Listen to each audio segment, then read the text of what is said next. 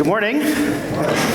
I'm so thankful that we didn't have a rockin' song after that. Mostly because I would be up here just huffing and puffing. You don't understand how much work I'm doing back there in some of those songs. But I sure appreciate Joel. He does this every single week. You know, once a week he comes here and he enlightens us and he gives us a message. And, he does it week to week to week. And Nick and I had this experience 8 months ago, and I've been thinking about it for 8 months. And how do I tell you about what we experienced? So you've heard me talk about it all. I'm insufferable about this, by the way. We took a trip up Long's Peak. And by trip, I mean we had this long hike/climb up Long's Peak.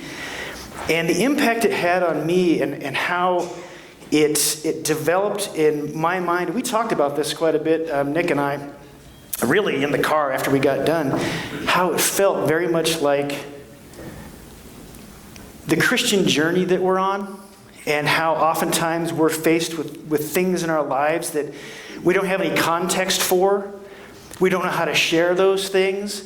And so I feel like what I want to share with you today is everyone has a story to tell. And we're compelled to tell this story. And sometimes we just don't know how. You've had an experience, and you may not know how to describe it. And I can't exactly, in great detail, tell you what we experienced on this climb. But I've had many experiences that mimic this journey in a number of different ways. And I've encountered challenges that have tested my character, that have pressed me, exhausted me, and I have fallen hard several times.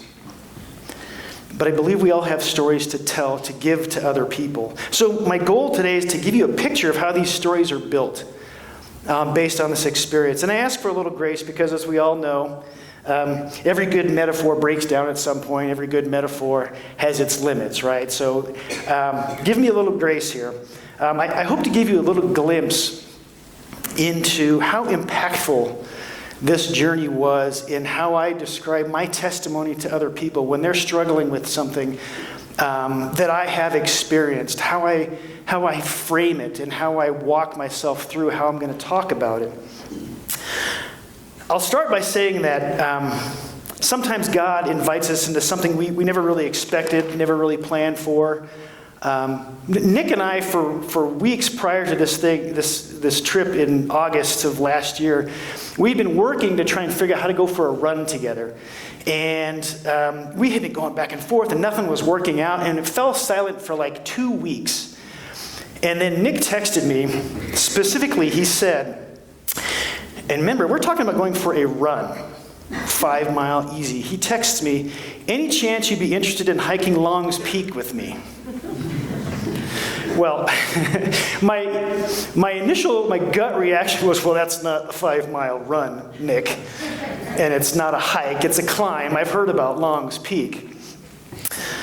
So I didn't answer right away. I just kind of sat with it for about a half a day. I talked to Mandy about it, and I said, he wants to go up Long's Peak. Do you think I'm ready? Do you think I'm capable of doing that? And I'd been running a little bit. I've been walking the dogs every morning, and with some encouragement, Mandy's like, I think you could do it. And so without a whole lot of confidence, I wrote back to Nick, that sounds like fun.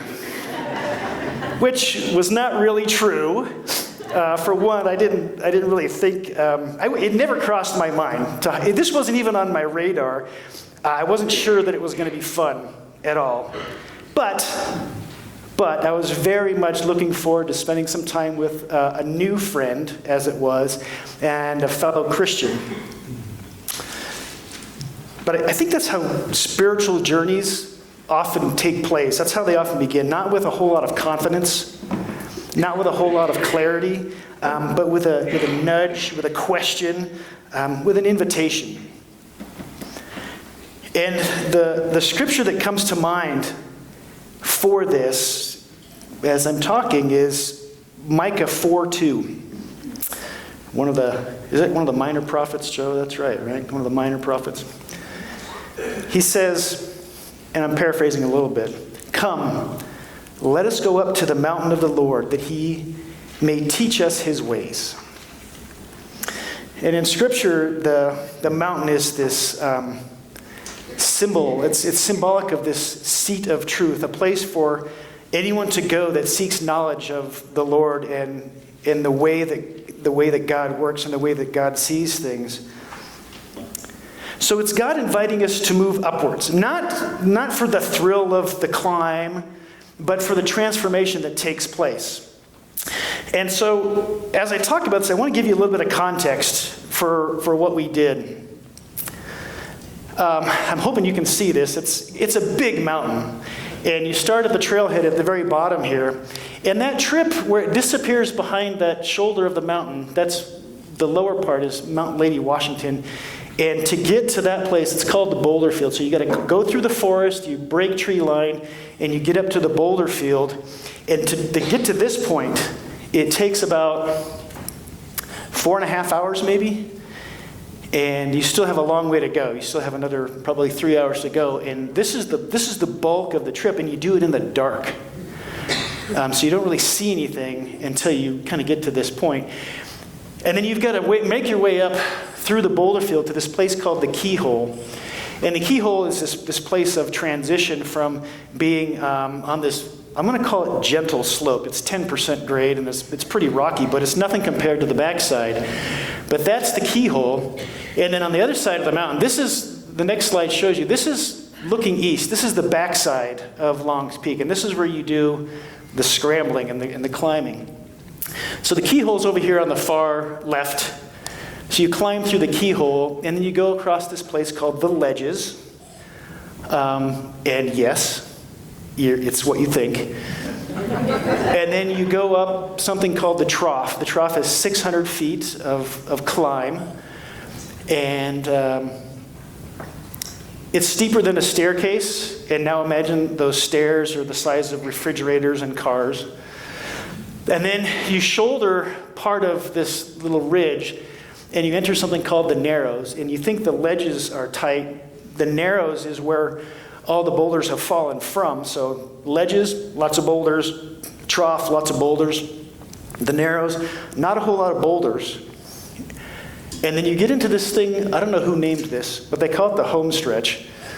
And you'll see a picture of it later. But the home stretch is the final climb up to the summit. And that's where you get the really, really incredible view. Now, we wanted to get off the summit by about 10:30 or 11 o'clock, which means we had to start at 2 o'clock in the morning. So this is a picture of me and Nick at the beginning of the trailhead. It was a selfie. It literally was pitch black. We had been praying that we would find parking, and we got the very last parking spot right in front of the trailhead. It was incredible. And that's after I made a mistake and pulled into the ranger's spot. And I was like, oh no, and the cars were going behind us, and I had to back out. So it was pitch black, and it was about 40 degrees. And we had headlamps on, which were, barely lighting the trail. And so for 4 hours, maybe a little bit longer, we walked like this with just a little spotlight. It was just a few feet of visibility, and it was just enough light for the next step. There was no spotlight, no floodlight, no mat. We didn't have anything.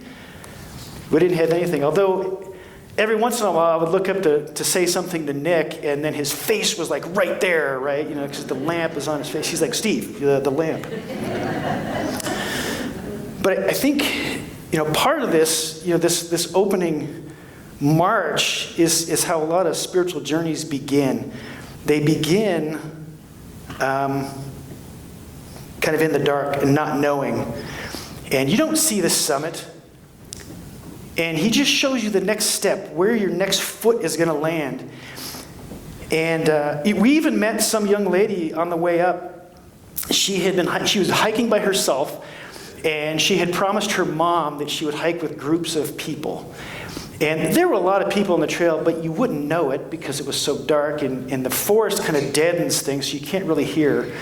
And when you get above the tree line, then you can start to hear a little bit more. But we ran across this young lady. She was kind of sitting in one spot. He wasn't really moving very fast. Her headlamp had burned out.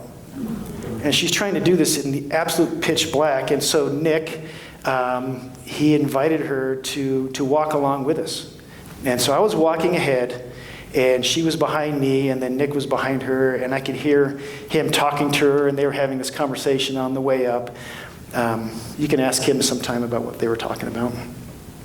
But in the dark, something starts to happen. You start to trust your footfall. You start to trust the trail's going in the right place. You start to listen a little bit differently because you can hear the wind. You can hear water. Oddly enough, we didn't think there was any water on the trail, but you could hear water. You could hear echoes in different places, and it was just a different sense. You could smell. It was different. Like first you went from smelling the forest, now it just smells like cold air, and the breeze picked up. And so we were learning to walk by faith and not by sight. And I know that's a bit trite, but that's what it really truly felt like. And so when the dawn finally broke, it felt amazing. We saw Long's Peak for the first time. This is as we were approaching the boulder field, and the mountain was just massive, and it was beautiful, and it was intimidating. And I realized we had climbed so far and had not seen anything. And we were in the shadow of this mountain the whole time. That mountain was always sitting there. We didn't know where we were going. I mean, we had studied the trail, and we had kind of watched where it was going on the map when we were meeting before this whole thing.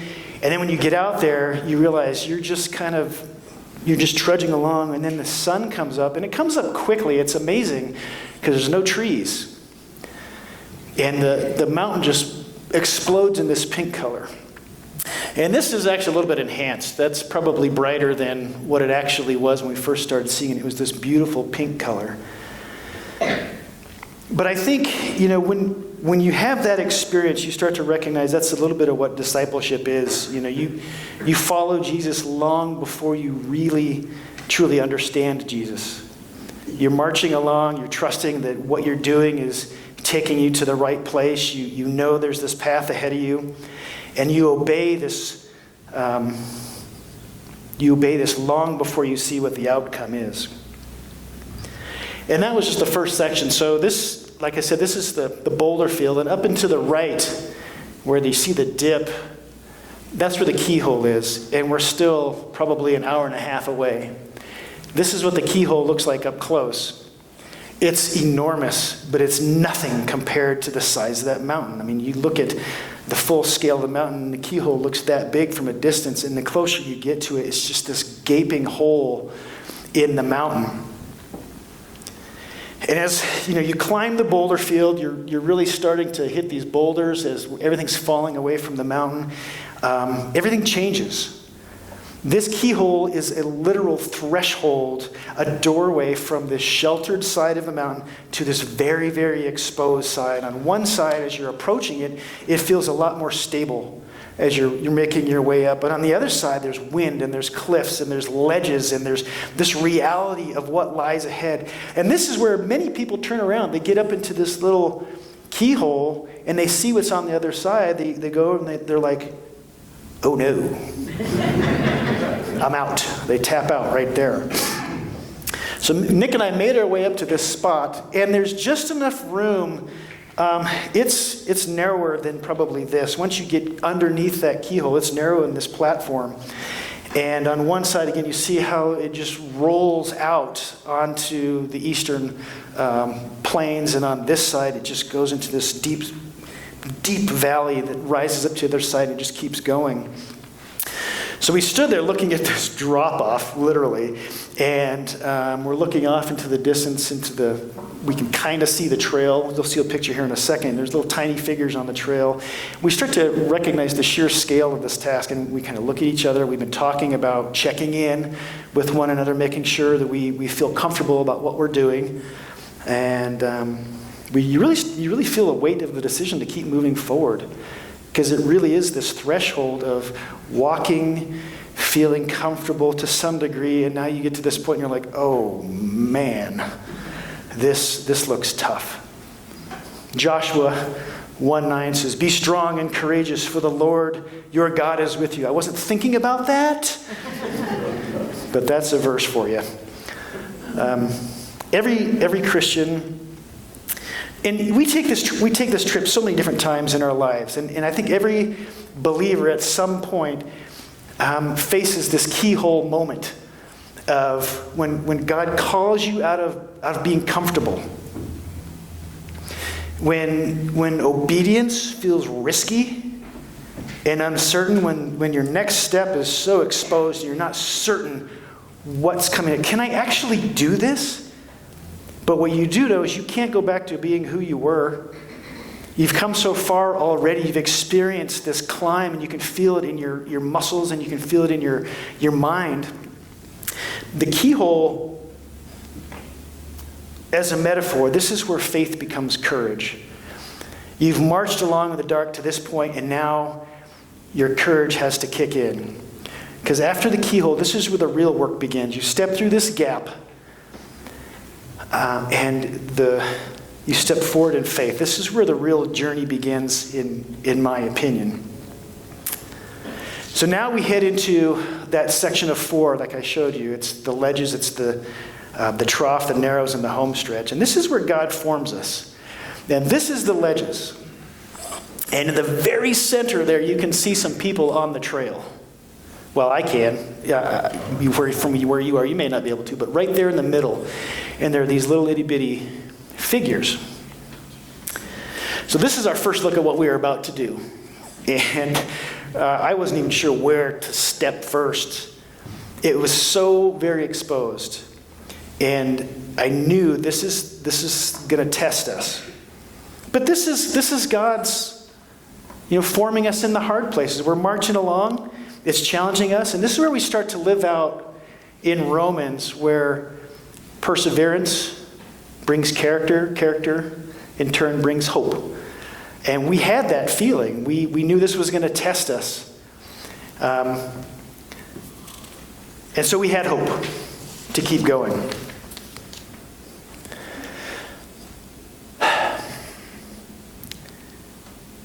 When you look at this picture, you realize you need some careful footing.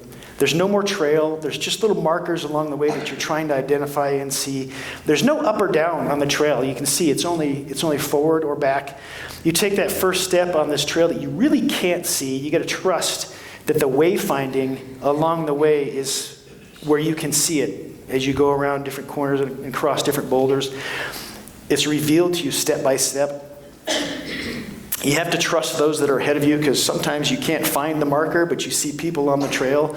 And let me tell you something. When you're looking at people's faces as you're going along, you can tell people that have been there before, and you can tell the people that have not been there before. And I don't know what my face looked like. I was excited to be there, but I'm sure I had this look of, I cannot believe I'm doing this on my face. The next step is the trough.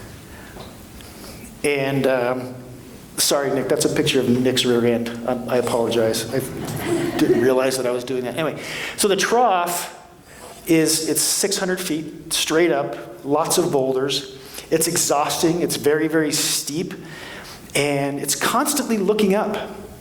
You're doing this, and then you have to keep doing this to see where you're going. So you're constantly looking. My neck started to get so very tired. It's a constant search for footholds and handholds and for stability. And this mountain, oh my gosh, the trip is slow and deliberate, and this mountain is just relentless. It just keeps reaching up into the sky. And people are disappearing around that little V notch in there. That's where you're headed. You just keep going up, and then people just disappear over that shoulder. And this is where you start to really understand where you're weak, where you're being tested. My arms and my legs and my neck was starting to get very, very sore. It's just unrelenting, this grabbing and pulling and pushing. And you think you're never going to breathe again. This is the first point where my heart rate got so high that I had to stop And I know I was maxing out at this point, and Nick got ahead of me, and I was like, I got to kind of catch up.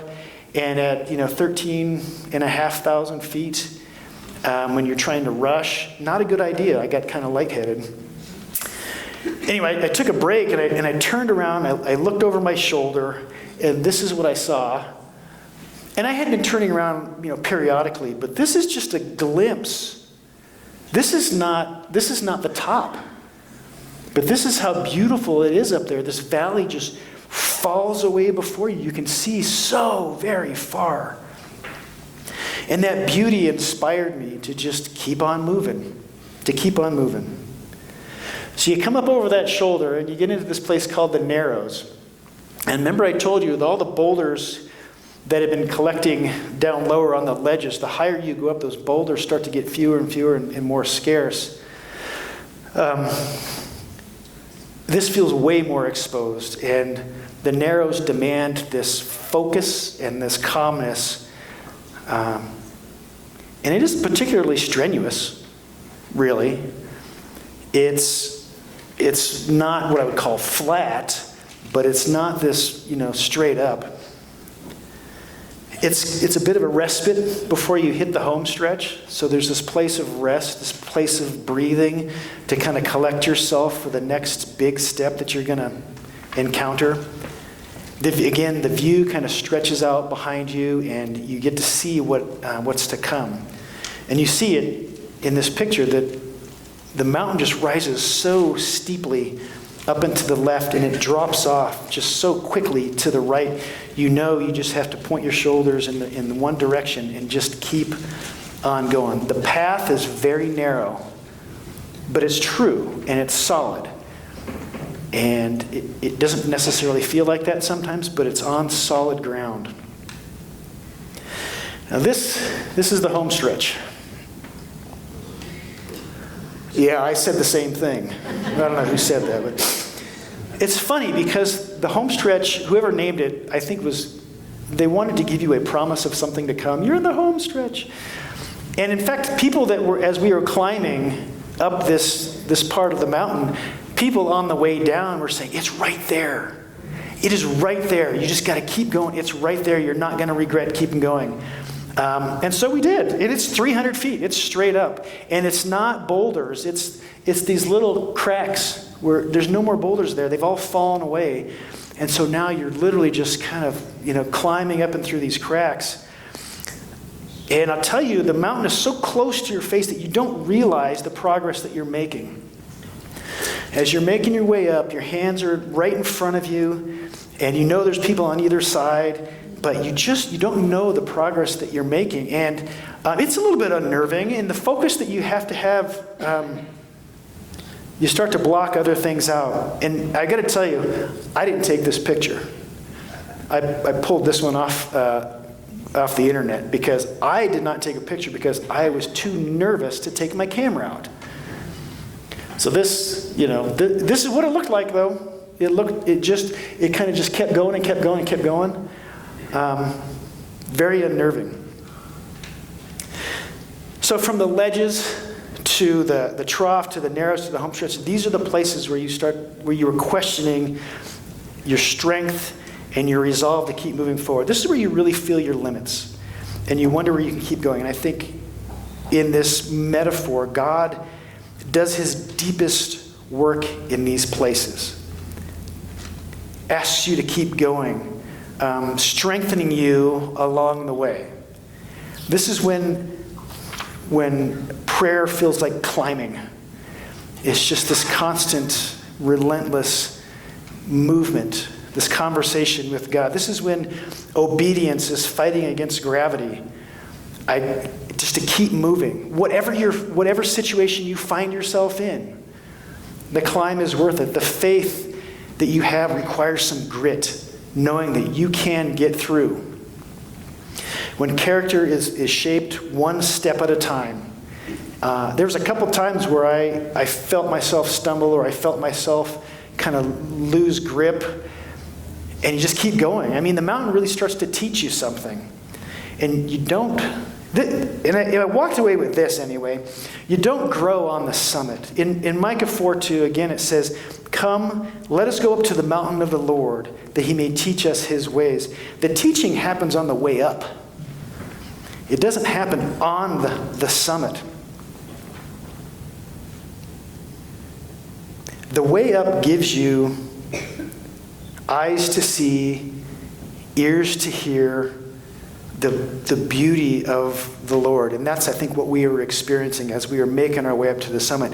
And it hardens your resolve to get there, to just keep moving forward, because you know there's a summit. You know there's a place where you get to see what God sees. And I tell you, the summit of Long's Peak is absolutely amazing. Absolutely amazing. But in some sense, it's a little bit unremarkable, too. Because I told you, as you're climbing, you're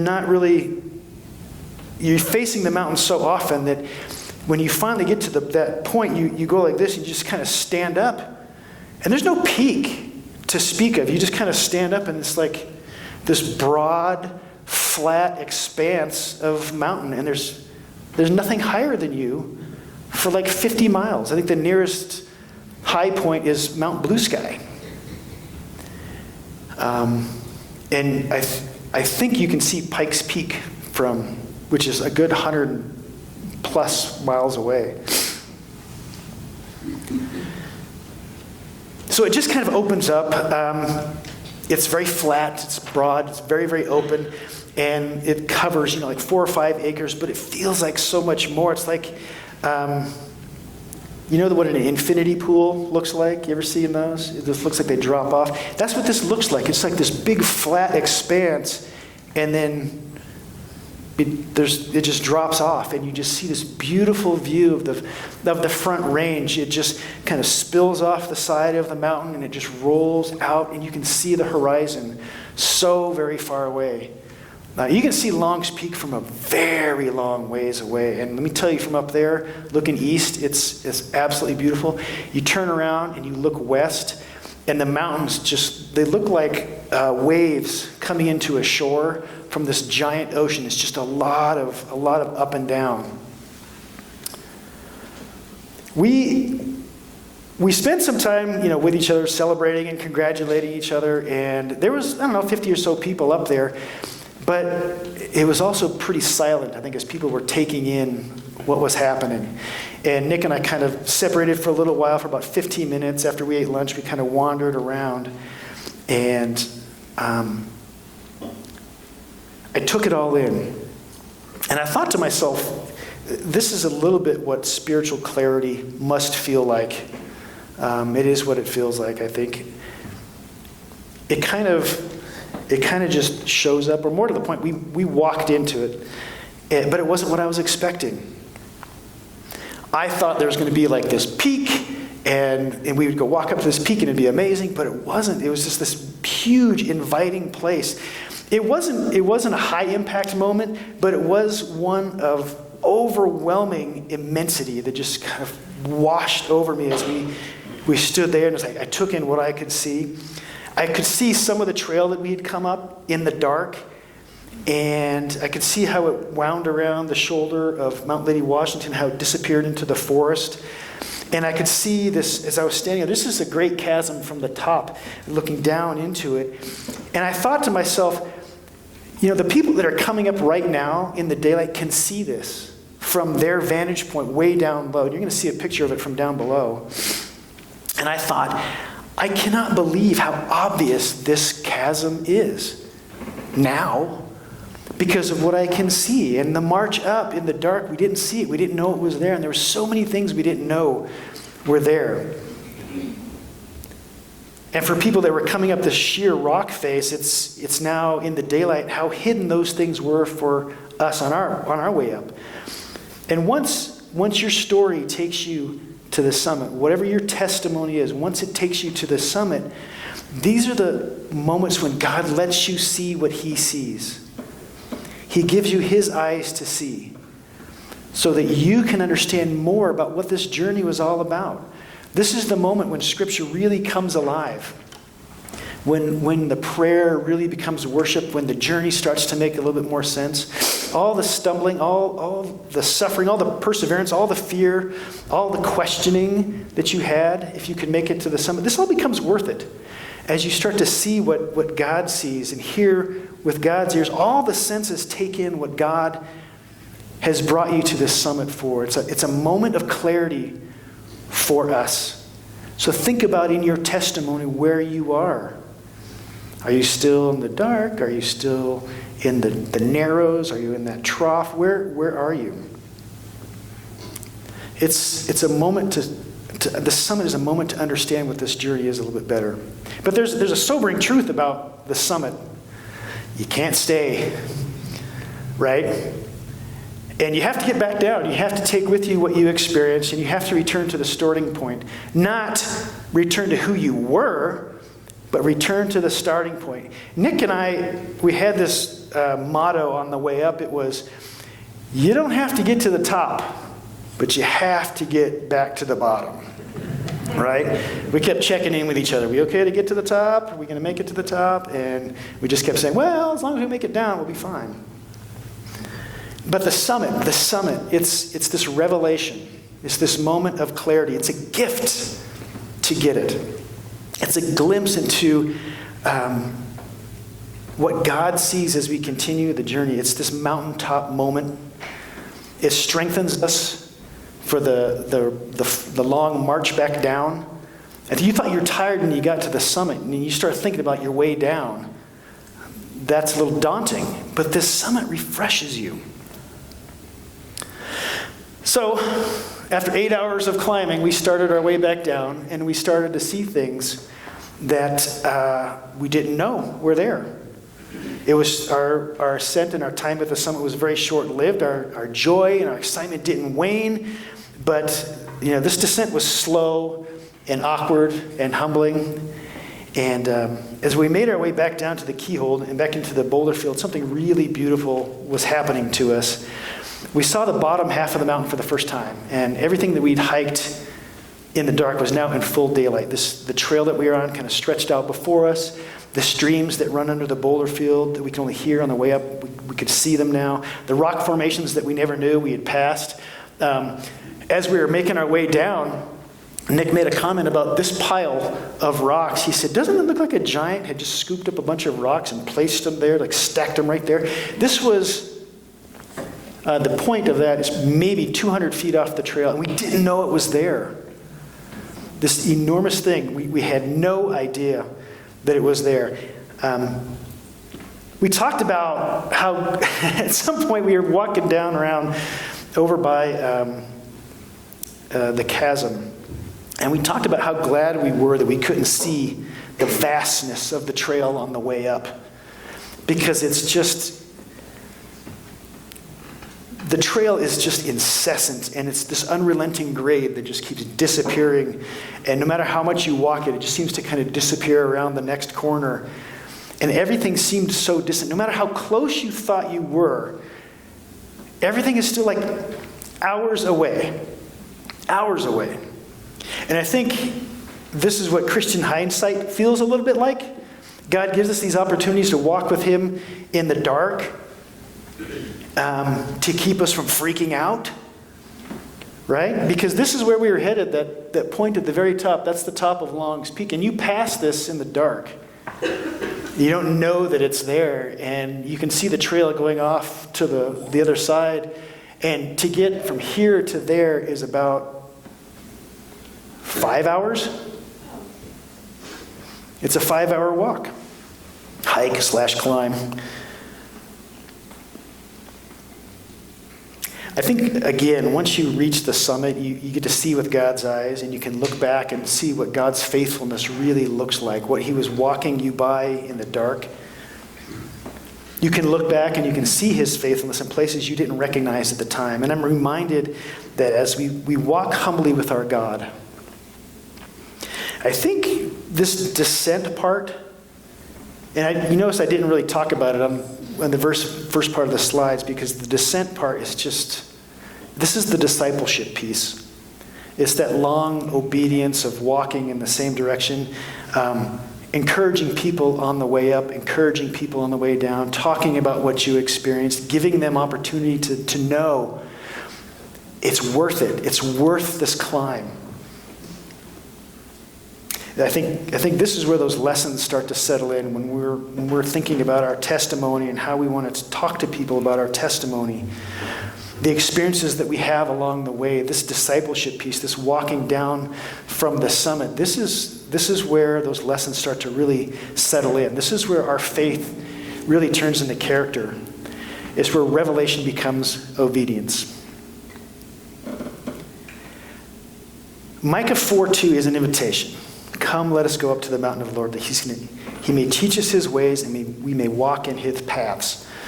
Every person in here is somewhere on the mountain. You're either in the dark, or you're at the keyhole, or you're on the steep climb, or you're on the summit, or you're on the long walk back down. And maybe this isn't your first trip. Maybe you've encountered so many different things along the way that you can kind of see your path up and down, up and down, up and down so many different times that this has become second nature to you. There are people that climb this thing, 4 or 5 times a year. We saw a running club. They were running up and down to the keyhole, right? I call them crazy. Okay. But wherever you are, just know that God's with you. He's teaching us his ways. He's shaping our steps. He's inviting us to go higher with him. And the climb is hard. The climb is beautiful, but it's worth it. Because on the mountain, that's where we learn God's paths. And in the valley, that's where we walk.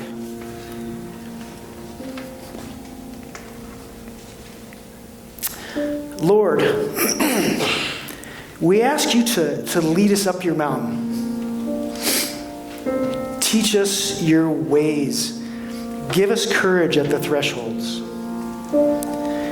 Give us perseverance in the steep places. Give us clarity on those summits and humility on the descent. Shape us into the people who walk in your paths. Amen.